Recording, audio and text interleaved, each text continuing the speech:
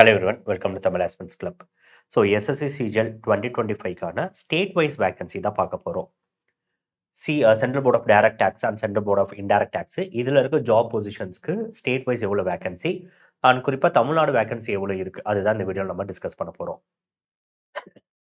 So first பார்த்தீங்கன்னா inspector of income tax இதில் total vacancy நமக்கு 389.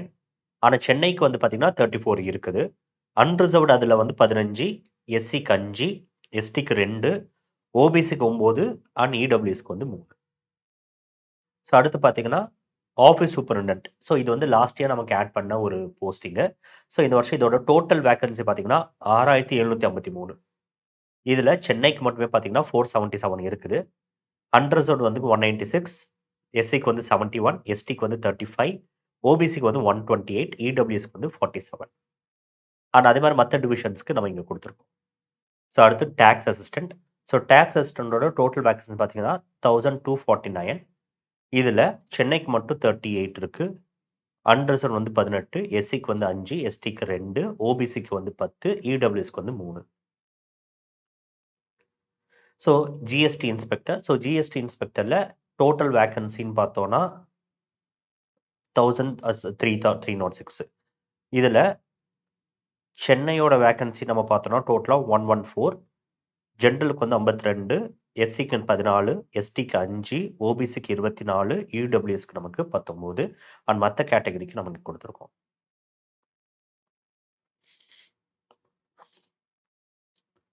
அடுத்து ப்ரிவென்டிவ் ஆஃபீஸர். ஸோ ப்ரிவென்டிவ் ஆஃபீஸரோட டோட்டல் வேகன்சி பார்த்தீங்கன்னா 353.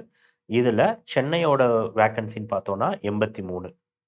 அதில் ஜென்ரல் கேட்டகரிக்கு 25, எஸ்சிக்கு 16, எஸ்டிக்கு 12, ஓபிசிக்கு 21, இடபிள்யூஎஸ்க்கு வந்து 9 அண்ட் மற்ற கேட்டகரிக்கு நம்ம இங்கே கொடுத்துருக்கோம். ஓகே, அடுத்து எக்ஸாமினர்.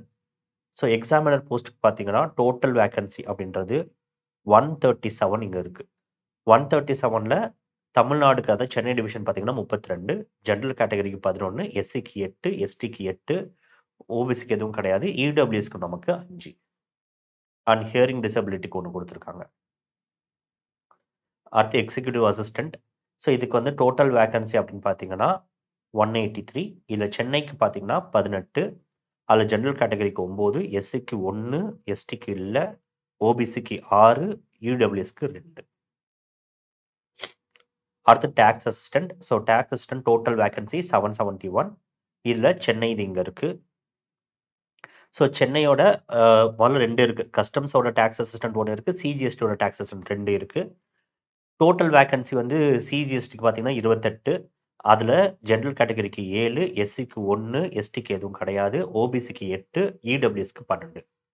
கஸ்டம்ஸோட டேக்ஸ் அசிஸ்டன்ஸ் பார்த்தீங்கன்னா மொத்தம் 17 ஜென்ரல் கேட்டகரி, எஸ்சிக்கு எதுவும் கிடையாது, எஸ்டிக்கு எதுவும் கிடையாது, ஓபிசிக்கு 15, இடபிள்யூஎஸ்க்கு 19, டோட்டலாக 51. அடுத்து ஸோ இப்போ நம்ம இன்கம் டேக்ஸ் டிபார்ட்மெண்ட்லேயே பார்த்தீங்கன்னா இருக்கக்கூடிய அந்த இன்கம் டேக்ஸ் இன்ஸ்பெக்டர் இப்போ நம்ம பார்த்த வேகன்சி டோட்டல் 389 அது இருக்குது. ஆஃபீஸ் சூப்பரண்ட் வந்து 6753, டேக்ஸ் அசிஸ்டன்ட் வந்து 1249. டோட்டலாக பார்த்தீங்கன்னா இதுவே 8391 வேகன்சி வருது. அதே மாதிரி சிபிஐசி இன்டைரக்ட் டேக்ஸில் நீங்கள் பார்த்தீங்கன்னா இன்ஸ்பெக்டர் இதெல்லாம் சேர்த்து பார்த்தீங்கன்னா 2750 வேகன்சிஸ் வருது. இந்த மொத்த வேகன்சிஸ் கம்பைன் பண்ணி இதில் தமிழ்நாடு வேகன்சி மட்டும் எவ்வளோ நம்ம பார்த்தோம்னா டோட்டலாக 847 வேகன்சிஸ். அதாவது சென்னையை மட்டுமே ஃபில் பண்ணக்கூடிய ஏரியாஸ் வந்து 847 இருக்குது. இது போக மற்ற டிபார்ட்மெண்ட்ஸும் நமக்கு இருக்குது. அதெல்லாம் சேர்ந்தோன்னா கண்டிப்பாக இதை இன்னும் தாண்டும். அண்ட் உங்களுக்கு ஆல்ரெடி தெரியும் இது இப்போ இருக்க நிலவரம் தான். இதுக்கப்புறமா இது ஆட் ஆகிட்டு தான் இருக்கும். ஸோ இந்த 14,000 வேகன்சிஸ் டோட்டலாக சொல்லியிருக்காங்களே அது இன்னமும் இன்க்ரீஸ் ஆக தான் செய்யும். ஓகே, அதே மாதிரி உங்களுக்கு தெரிஞ்சிருக்கும் எஸ்எஸ்சியில் ஸ்டெனோவோட வேகன்சி 261லேருந்து அப்படியே 1590 வரைக்கும் அது இன்க்ரீஸ் பண்ணியிருக்காங்க. அண்ட் ஸ்டெனோ வந்து ஆல்ரெடி ப்ரிப்பேர் பண்ணுறவங்க ஓகே, பட் இப்போ தான் எஸ்எஸ்சிக்குள்ளே வரீங்கன்னா இந்த ஸ்டெனோ மாதிரியான எக்ஸாம்ஸை எக்ஸ்ப்ளோர் பண்ணுறது பெட்டர். அப்போ என்ன மாதிரி எக்ஸாம்ஸ்லாம் எஸ்எஸ்சிக்குள்ளே இருக்குன்றது உங்களுக்கு நாலேஜ் வேணும்னா ஆல்ரெடி நம்ம சேனலில் எஸ்எஸ்சியோட தேர்வுகளை பற்றி நாங்கள் ஒரு டீட்டெயில் வீடியோ நம்ம போட்டிருக்கோம். என்னென்ன எக்ஸாம்ஸ்க்கு என்னென்ன குவாலிஃபிகேஷன் அப்படின்னு சொல்லிட்டு அந்த வீடியோ தர பார்த்துக்கோங்க. அண்ட் இந்த எக்ஸாம்ஸ்க்கு நீங்கள் ப்ரிப்பேர் பண்ணுறதுக்கு எங்களோட கோர்சஸ் நீங்கள் பர்ச்சேஸ் பண்ணி அதை நீங்கள் யூஸ் பண்ணிக்கலாம். ஸோ நம்ம கம்ப்ளீட் கோர்ஸ் நீங்கள் வாங்கிக்கிட்டிங்கன்னா அந்த கம்ப்ளீட் கோர்ஸில் உங்களுக்கு பேசிக்ஸ்லேருந்து அட்வான்ஸ் வரைக்கும் எல்லா சப்ஜெக்ட்ஸ்க்கான ஃபவுண்டேஷன் வீடியோஸ் உங்களுக்கு இருக்கும். இந்த ஃபவுண்டேஷன் முடித்த கையோட நீங்கள் பிஒய்க்யூவை ப்ரிப்பேர் பண்றதுக்கு அந்த பிஒய்க்குக்கான ரெக்கார்டட் வீடியோஸும் நாங்க வச்சிருப்போம். அந்த கொஸ்டின் சால்வ் பண்ணி, அந்த கொஸ்டினுக்கு என்ன ஆன்சர், அந்த ஆன்சர தாண்டி மத்த ஆப்ஷன்ஸ் எப்படி எலிமினேட் பண்ணணும், என்ன கான்செப்ட்ல இது வந்துச்சு அப்படின்றது எல்லாத்தையுமே நாங்க வந்து பிஒய்க்கு வீடியோஸா வச்சிருக்கோம். அது மாரி வொக்காபுலரிக்கான வீடியோஸ் இருக்குது. அதுக்கான டெஸ்ட் சீரிஸ்ன்றது அப்லோட் ஆகும். இந்த மாரி நெறைய விஷயங்கள் இது பண்ணியிருக்கோம். இந்த கோர்ஸ எப்படி எஃபெக்டிவா யூஸ் பண்ணணும் அப்படின்றதுக்காகவே நாங்க ஒரு வீடியோ போட்டிருக்கோம்.